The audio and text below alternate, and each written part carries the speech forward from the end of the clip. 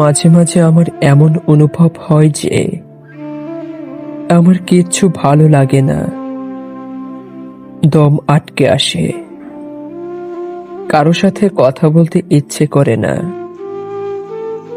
ঘুম আসে না, শান্তি লাগে না কোনো কিছুতেই। বুক ভারী হয়ে আসে, হাঁসফাঁস লাগে মনের ভিতর,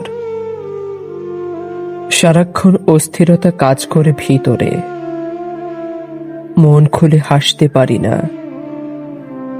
কি করতে ইচ্ছা করে, কি করলে ভালো লাগবে কিছুই বুঝে উঠতে পারি না।